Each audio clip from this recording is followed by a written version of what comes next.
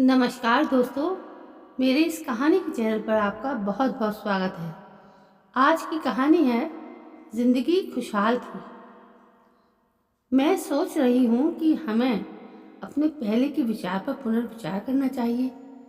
सोमा ने कुछ झिझकते हुए विनोद से कहा, किस विचार पर पुनर्विचार करने की आवश्यकता महसूस हो रही है तुम्हें?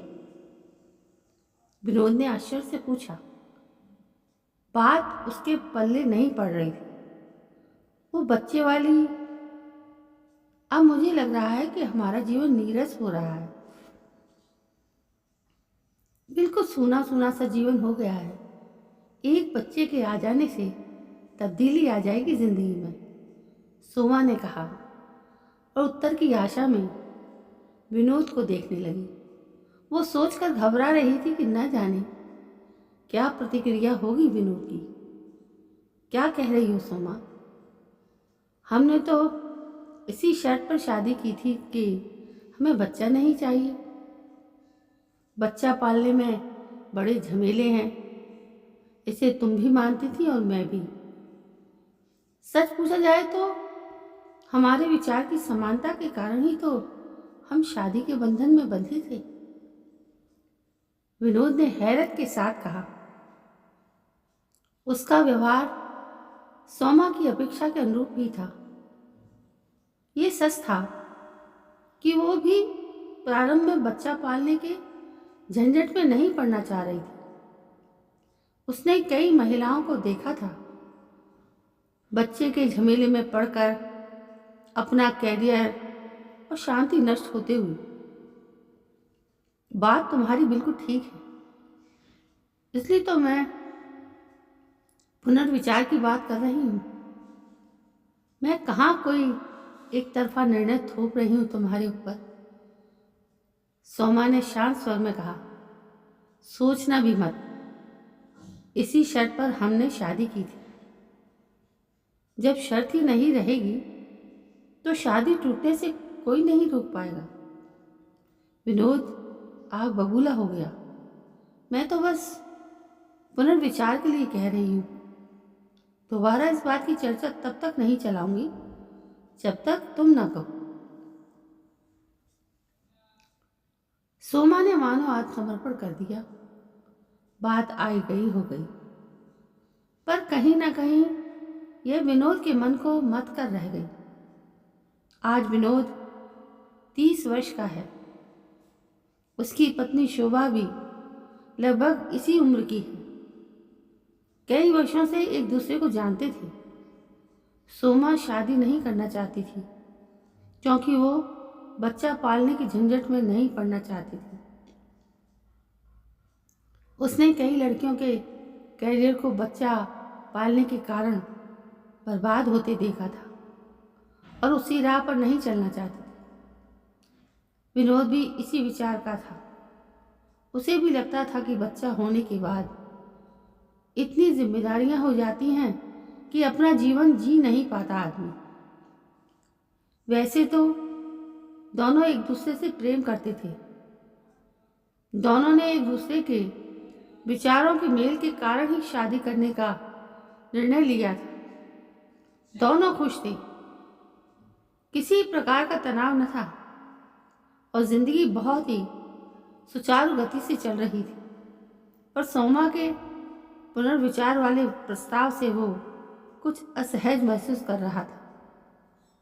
सहमति के लिए से लिए गए निर्णय का पर पुनर्विचार की बात करके बहुत बड़ा सदमा दिया था सोमा ने।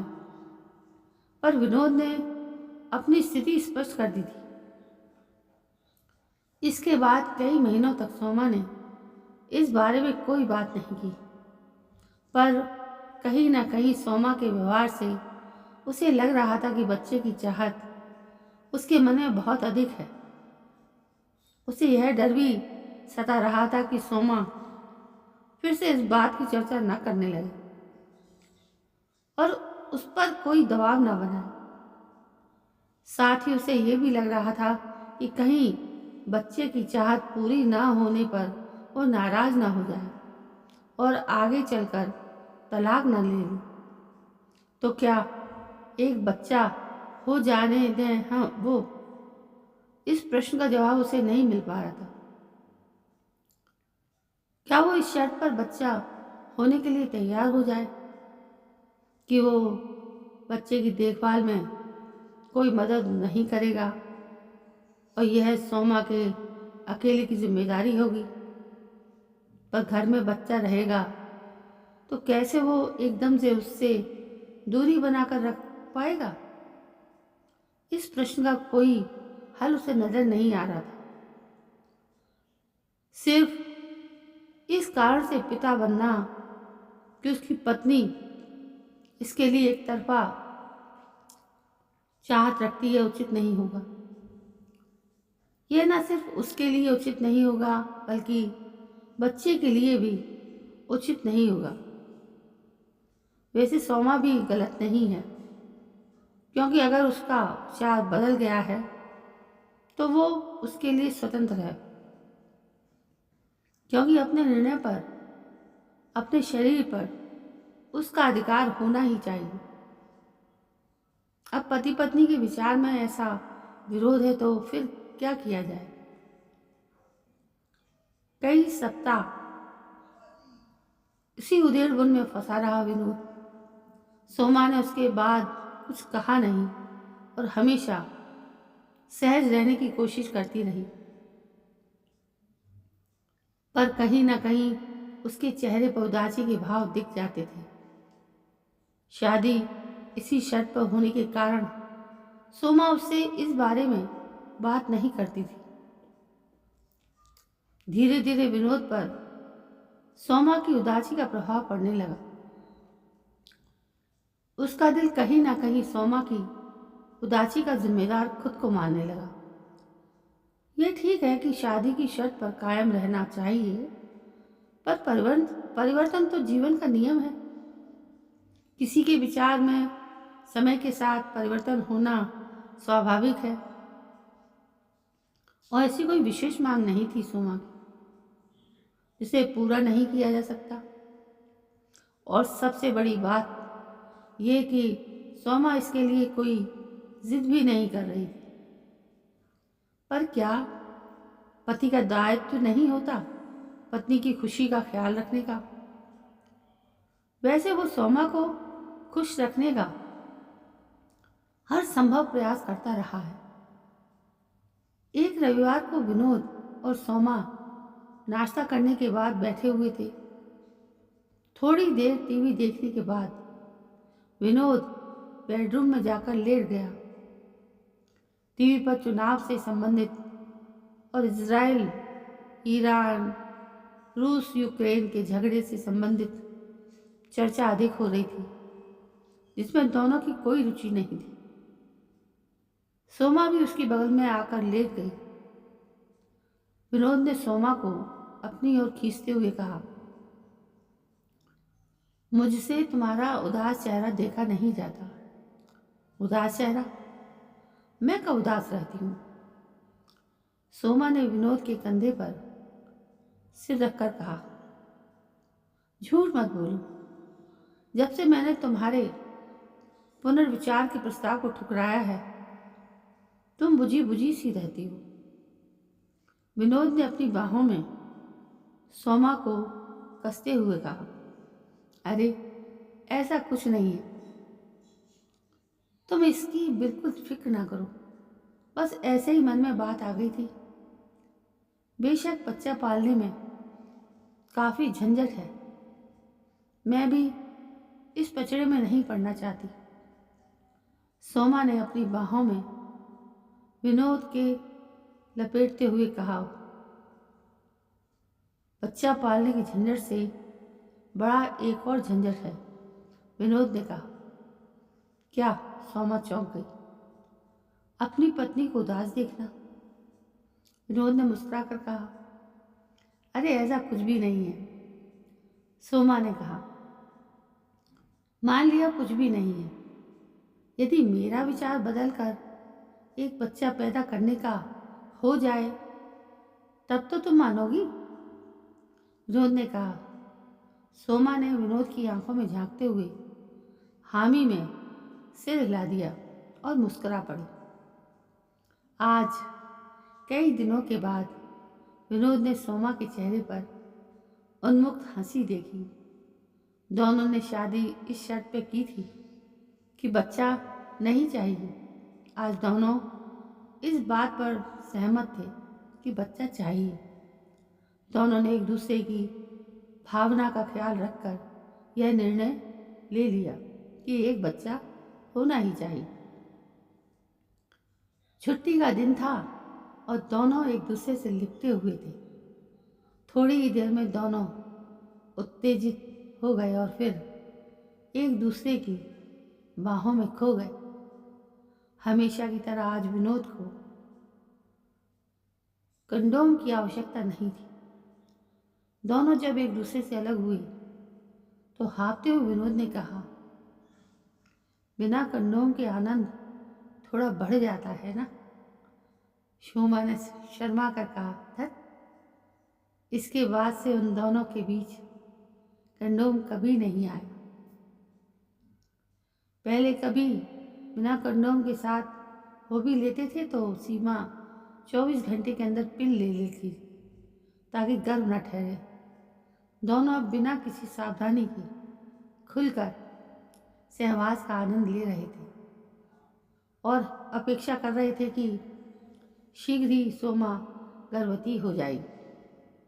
दिन, महीने, साल गुजर गए और सोमा गर्भवती नहीं हुई।